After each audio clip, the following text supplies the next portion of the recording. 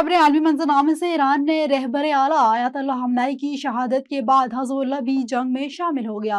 Israel पर rocket दाग दिए, जिसके बाद बेरूत और तेहरान में धमाके सुनाई दिए।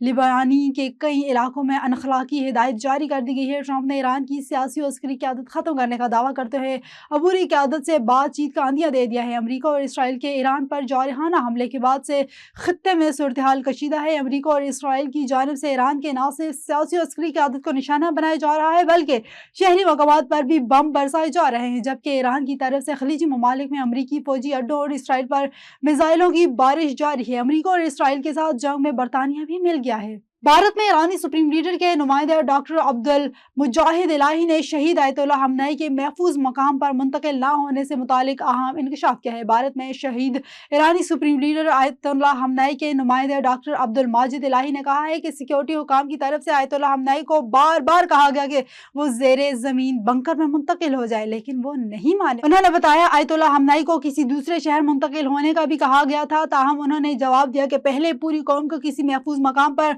मुंतकिल करें, फिर मैं भी हो जाऊंगा।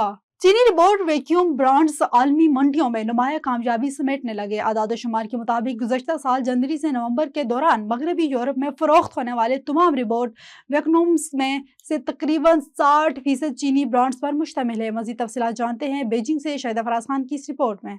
चीनी साख्ता रोबोट वैक्यूम क्लीनर्स मगरबी यूरोप की मंडियों में गैर मामूली कामयाबी हासिल कर रहे हैं। आदाद शुमार के मुताबिक पिछले साल जनवरी से नवंबर के दौरान मगरबी यूरोप में फ़रोख्त होने वाले तमाम रोबोट वैक्यूम्स में से तकरीबन 60% चीनी ब्रांड्स पर मुश्तमिल थे। बर्लिन में एक इलेक्ट्रॉनिक्स रिटेल स्टोर पर रोबोरॉक और ड्रीमी जैसे चीनी ब्रांड्स मुख्तलिफ कीमतों और खसूसियात के साथ दस्तियाब हैं। मुकामी खरीदारों का कहना है कि टेक्नोलॉजी के एतबार से चीनी कंज्यूमर इलेक्ट्रॉनिक्स आलमी सतह पर नुमाया बरतरी रखते हैं। सारिफीन के नज़दीक मुनासिब कीमत, आला म्यार और जिद्दत चीनी मसनूआत की बड़ी खूबी है।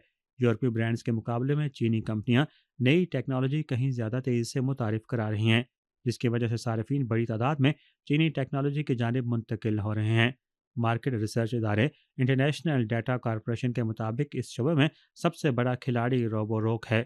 इसकी मजमूई फ़रोख्त का निसफ से ज़ायद हिस्सा बैरून मुल्क मंडियों से हासिल हो रहा है।